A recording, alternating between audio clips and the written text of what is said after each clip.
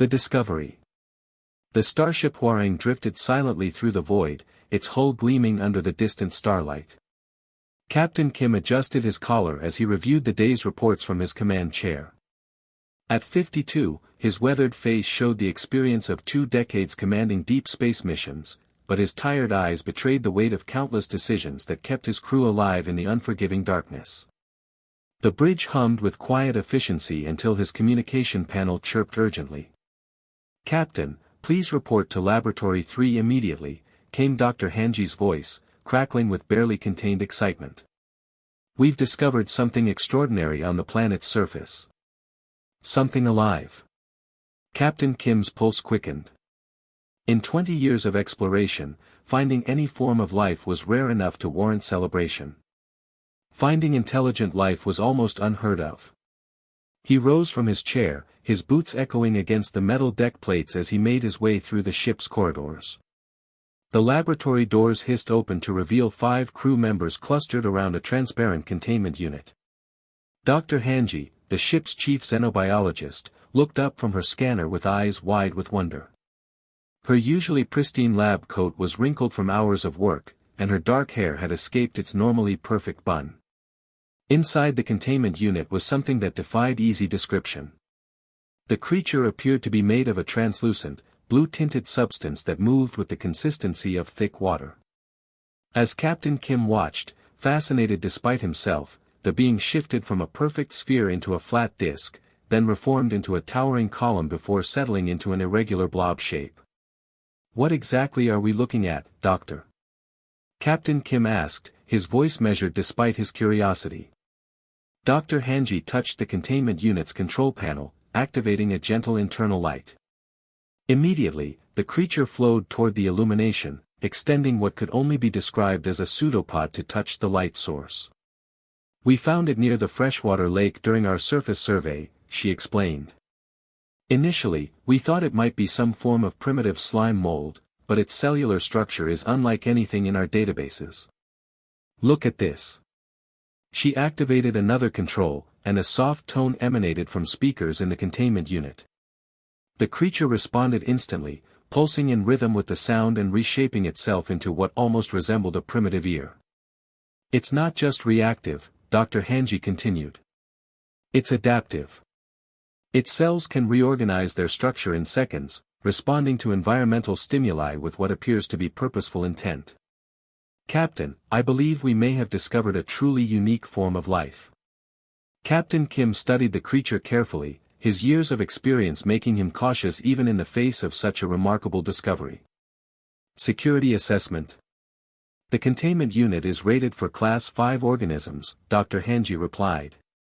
"The creature shows no aggressive behaviors, no defensive mechanisms we can identify. It seems purely curious about its environment." "Very well," Captain Kim decided. "You have 72 hours for preliminary analysis. I want continuous monitoring and at least 2 security personnel present during all interactions. This discovery stays classified until we understand what we're dealing with." As the captain left the laboratory, none of them could have predicted that this seemingly simple organism would soon challenge everything they thought they knew about intelligence, communication, and what it truly meant to make first contact with an alien species. The Watcher. 72 hours later, Dr. Hanji looked as though she hadn't slept in weeks. Dark circles shadowed her eyes, and her hands trembled slightly from too much caffeine and too little rest. She had barely left Laboratory 3, conducting test after test on their mysterious visitor while meticulously documenting every observation. Captain Kim found her slumped over her workstation, her head resting on crossed arms beside a stack of data tablets. The creature continued its slow, hypnotic movements in the containment unit nearby, seemingly oblivious to the exhausted scientist. "Doctor," Captain Kim said gently, placing a hand on her shoulder.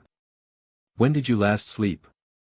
Dr. Hanji jerked awake, immediately reaching for her scanner. "Captain. I was just reviewing the cellular analysis. The rate of adaptation is extraordinary. In just 3 days, I've observed 17 distinct behavioral patterns that suggest." "That suggests you need rest," Captain Kim interrupted firmly.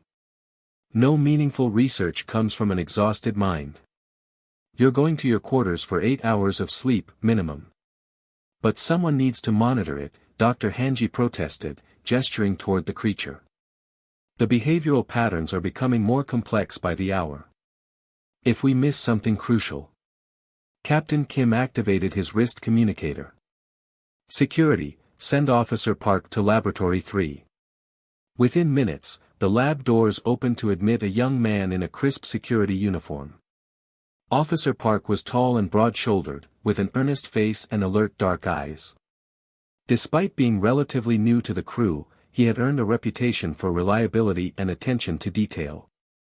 "You requested me, Captain?" Park asked, his gaze inevitably drawn to the creature in the containment unit. "I need you to maintain observation for the next 8 hours, Captain Kim explained. Dr. Hanji requires rest, but we can't leave our guest unattended. Record any changes in behavior or appearance. Under no circumstances are you to open the containment unit or physically interact with the specimen." Park nodded seriously. "Understood, sir." Dr. Hanji reluctantly gathered her research materials, pausing to activate the laboratory's continuous recording system. "The creature is sensitive to light and sound," she told Park. "Avoid sudden movements or loud noises. If anything unusual happens, anything at all, contact me immediately." After the others left, Park settled into the observation chair with his personal notebook. He preferred handwritten notes to digital records, finding that the act of writing helped him focus and remember details more clearly. The first hour passed quietly. The creature moved slowly within its transparent prison, occasionally changing shape but showing no particular interest in its new observer. Park dutifully recorded each transformation. 14:15, subject forms triangular configuration. 14:37, subject flattens against bottom of container. 15:02, subject divides into 2 separate masses, then rejoins. By the 4th hour, the monotony was becoming challenging. The laboratory's soft lighting and gentle hum of machinery created an almost meditative atmosphere that made staying alert difficult. To keep himself awake, Park began speaking aloud. "So, you're pretty far from home, aren't you?" he said to the creature. "Me too, actually. I'm from New Seoul on Earth. Joined the space service to see new worlds and have adventures." My mother wasn't thrilled about that decision. The creature seemed to pause in its movements, though Park couldn't be certain whether it was responding to his voice or simply coincidence. "The food on this ship isn't bad," he continued, "but I miss real home cooking. Rice with egg and kimchi, fresh vegetables from the market. Simple things you don't appreciate until you're eating recycled protein paste for months at a time." Encouraged by what might have been attention from his unusual companion, Park pulled out his personal device and scrolled through his photo collection. "Want to see pictures of home?" he asked, holding the device toward the containment unit. "This is my family's restaurant. That's my mom and dad, and my little sister Hannah. She's studying to be a doctor. Much smarter than her big brother who decided to fly around space talking to mysterious alien creatures." For the next hour, Park shared stories of his childhood in New Seoul, his decision to join the space service, and his hopes for the future. It felt strange talking to what might be nothing more than an advanced form of slime, but it helped pass the time and somehow felt right. "Humans like to name things," Park mused. "I wonder what we should call you. Do you have a name where you come from? Do you have family? Friends? Do you miss them?" As if responding to his questions, the creature began to move in a way Park had never seen before. A portion of its mass rose upward, forming a distinct bulge. The bulge grew larger and began to develop small indentations. 2 dark spots appeared near the top, with a horizontal line below them. Park sat up straighter, his heart beginning to race. The creature was forming what looked unmistakably like a simple face, 2 eyes and a mouth. "What are you doing?" Park whispered. The mouth-like opening moved, parted, closed, and parted again. Then, impossibly, a sound emerged. Soft and whispered, but unmistakably clear. "Thanks, Boss Dad." Park fell backward off his chair, scrambling to his feet and reaching for the emergency communication panel with shaking hands. His finger hovered over the alert button as he stared at the creature, which now regarded him with its newly formed face. Can you understand me?" Park asked, his voice barely above a whisper. The creature's body pulsed gently, and the mouth opened again. "Boss Dad friend," it said. Park hit the emergency button. First words. The emergency alert brought half the senior staff running to Laboratory 3. Captain Kim arrived first, followed closely by Dr. Hanji, who had clearly thrown on her lab coat over sleep clothes. Security Chief Yun and Communications Officer Lee Min completed the group that now stood staring at Park, who remained pressed against the laboratory wall, pointing at the containment unit. "Explain exactly what happened," Captain Kim ordered, his voice steady despite the adrenaline coursing through his system. "I was just talking to it," Park said, his words tumbling over each other. "Telling stories about home, showing pictures. Then it made a face and spoke. It called me Boss Dad." Captain Kim looked skeptical. "Officer Park, you've been on watch for 6 hours. Are you certain you didn't fall asleep? Perhaps experience a vivid dream?" As if responding to the question, the creature's newly formed face turned toward the group. The mouth opened and closed several times before producing sound. "Boss Dad friend," it said clearly. Dr. Hanji's eyes widened. Captain Kim's mouth fell open. Security Chief Yun's hand instinctively moved toward his sidearm. "Impossible," Dr. Hanji breathed. "The vocal apparatus alone, it would need specialized organs, understanding of human language patterns, cognitive processing ability far beyond what we observed." "And yet there it is," Captain Kim said grimly. "The question now is what we do about it." Within an hour, the senior staff had assembled in the main briefing room. Dr. Hanji stood at the front, displaying real-time video of the creature on the main screen. The being continued to maintain its facial features, occasionally moving its mouth as if practicing speech. "The implications are staggering," Dr. Hanji began. "This organism has demonstrated the ability to rapidly develop complex communication skills.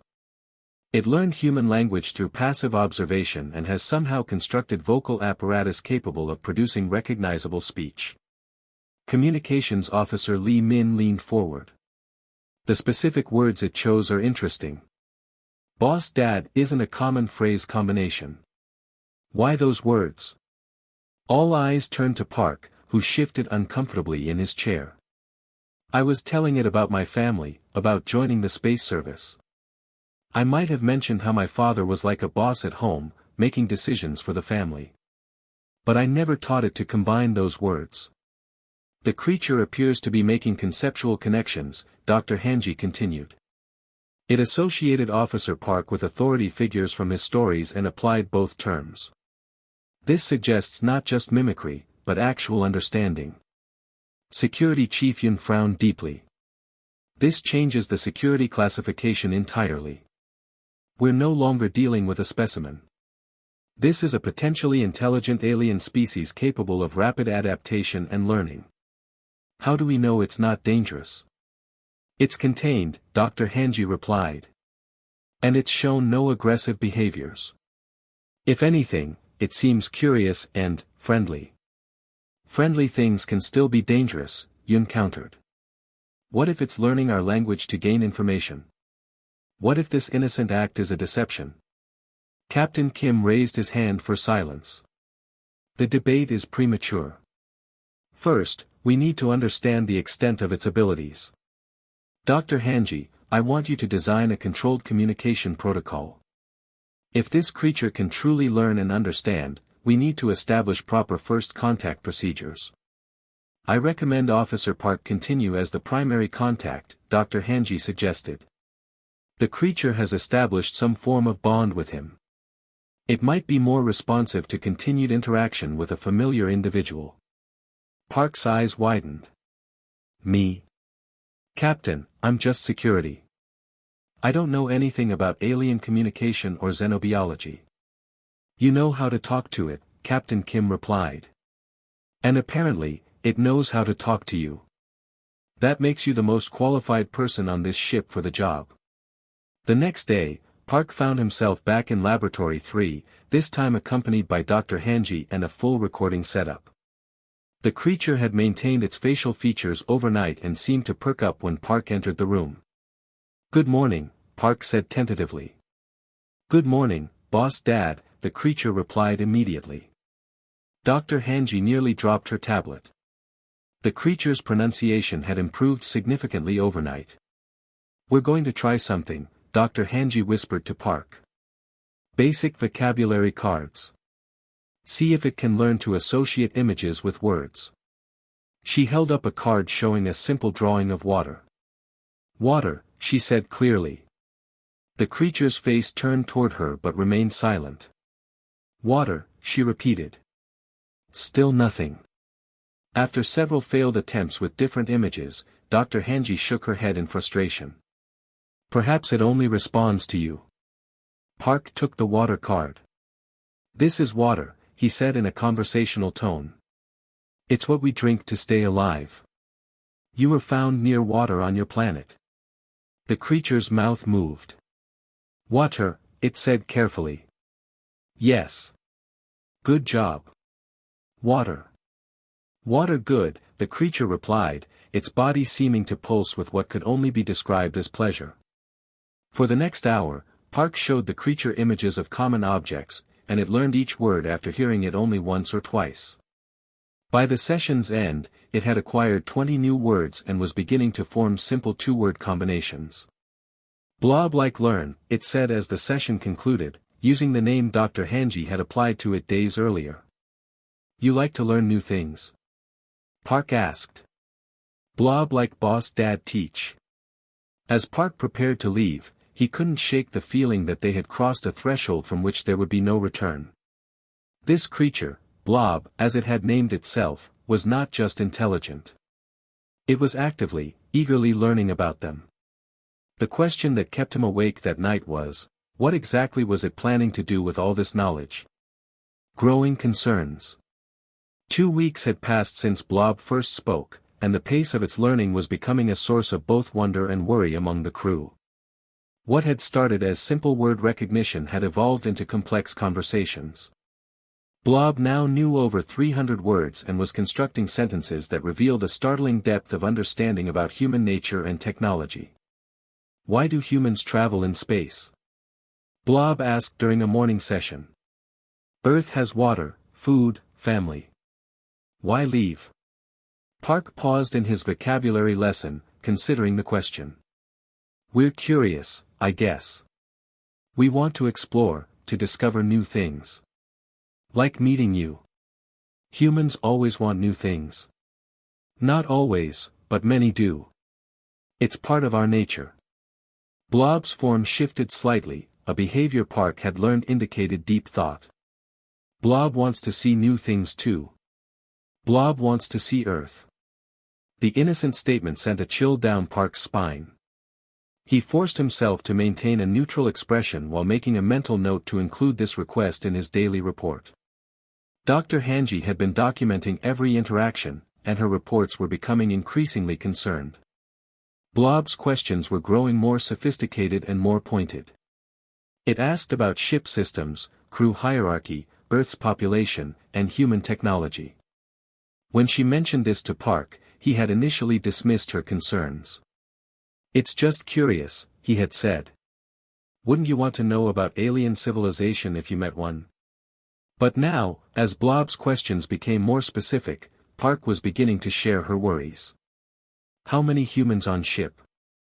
Blob asked during their afternoon session. "About 200, Park replied carefully. "How many ships like this?" Park hesitated. "I don't know the exact number." "Many." "How many humans on Earth?" "Billions." Blob pulsed thoughtfully. "Billions very big number." Blob learned this number yesterday. Security Chief Yun's suspicions had been growing alongside Blob's vocabulary. He had been reviewing all the session recordings and had compiled a list of concerning questions the creature had asked. When he presented his findings to Captain Kim, his expression was grim. "It's conducting intelligence gathering," Yun stated flatly. "Look at the progression. First week, basic vocabulary and concepts. Second week, questions about human culture and biology. This week, military capabilities, population numbers, and technology levels." Captain Kim reviewed the list with growing unease. "Dr. Hanji, what's your assessment?" "The learning curve is unprecedented," she admitted.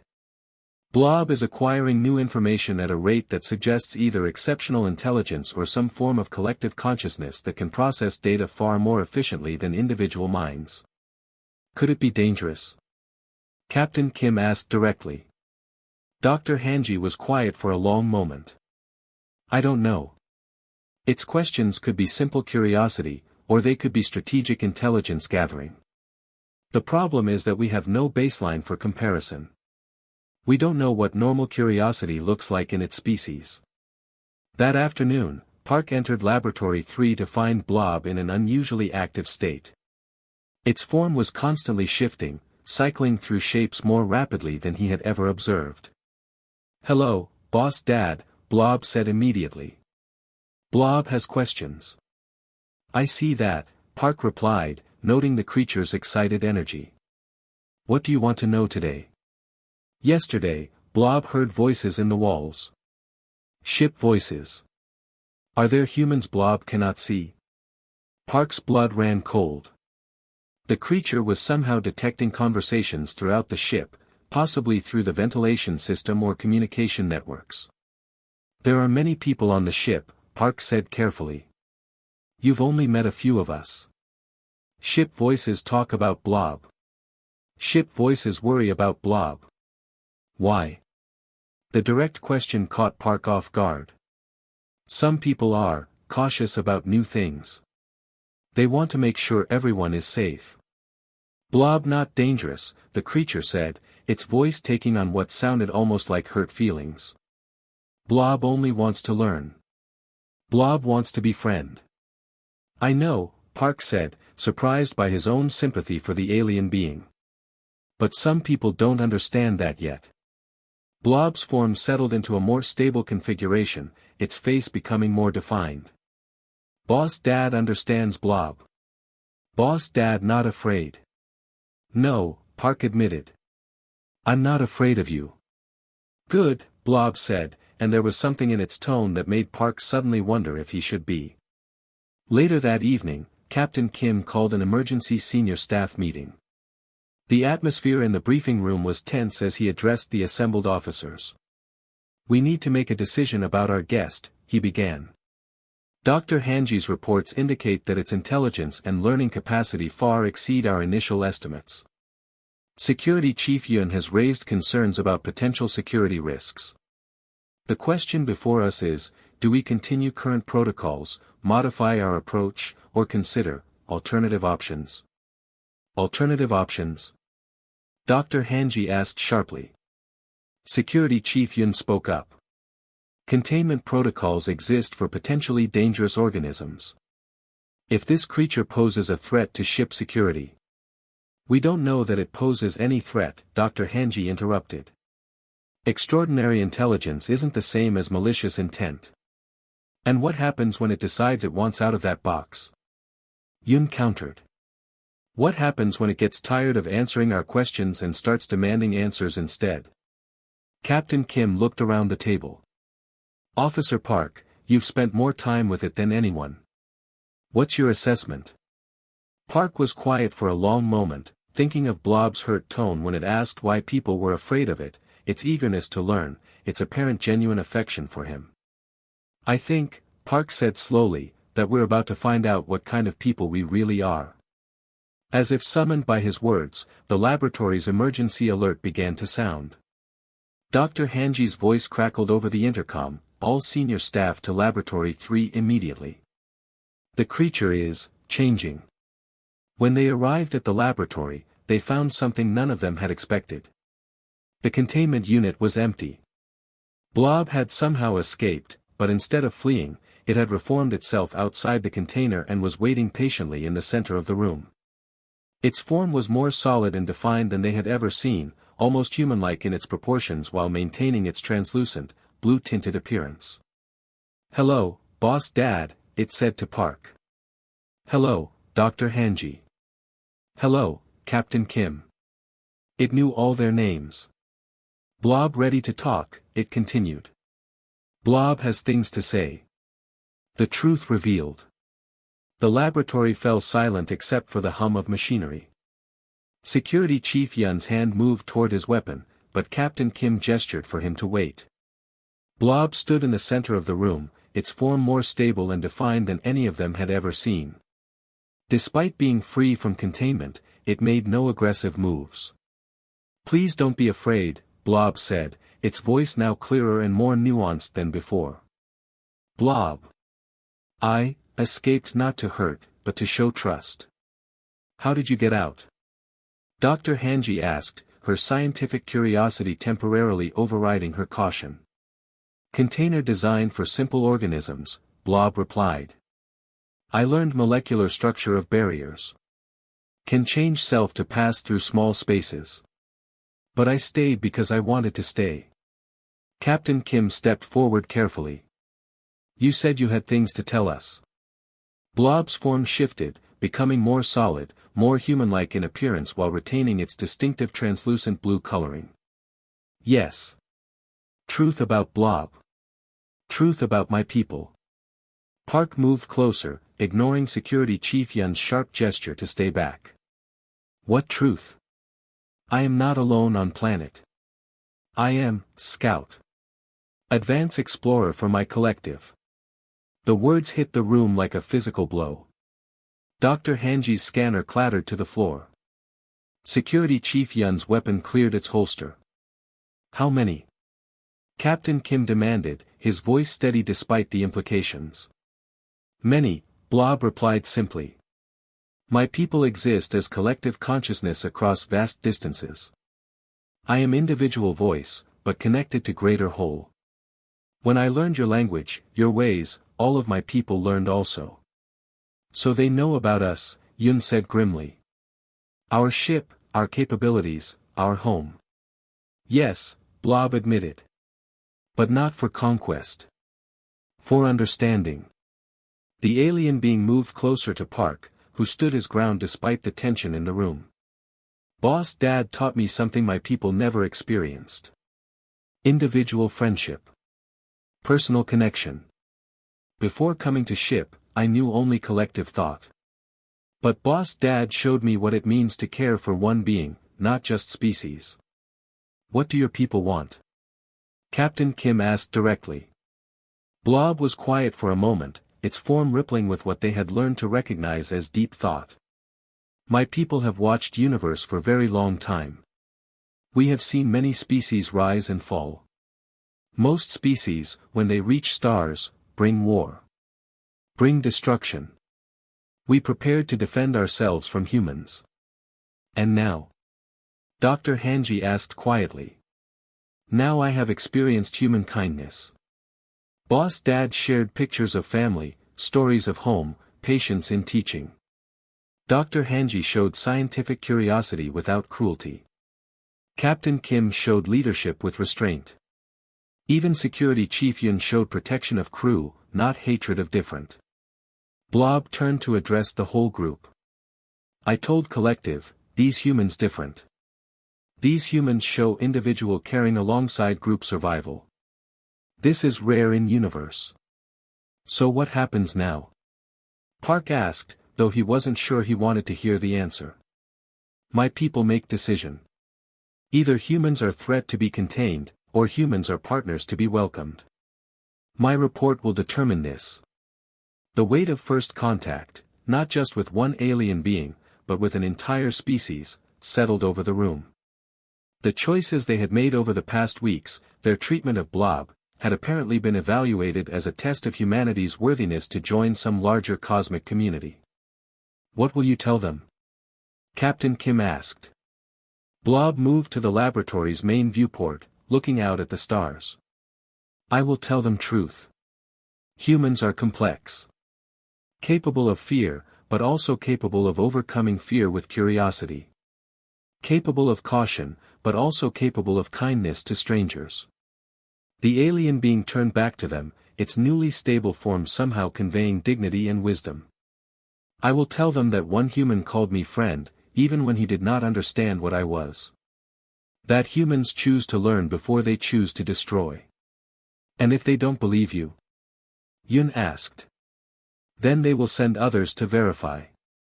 But I think they will believe. I have changed much since coming to ship.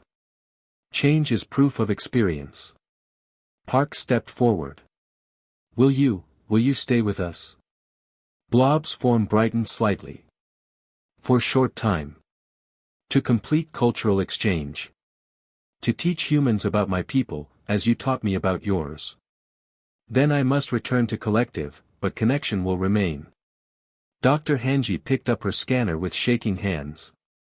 This changes everything. First contact protocols, scientific understanding, humanity's place in the universe. Yes, Blob agreed. But change not always bad. Sometimes change brings growth. Sometimes different species become stronger together. Captain Kim activated his ship-wide communications. This is the captain. All crew to general quarters for special announcement. Today, we make history. As the crew assembled, Park found himself standing beside Blob, no longer a specimen or a prisoner, but an ambassador from the stars. The young security officer who had simply been trying to stay awake during a boring watch shift had become humanity's first alien friend.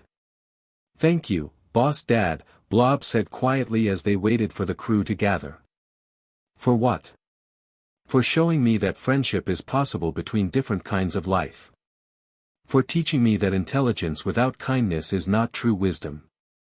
Park smiled, looking out at the stars that no longer seemed quite so vast or empty. Thank you for teaching me that the universe is bigger and more wonderful than I ever imagined.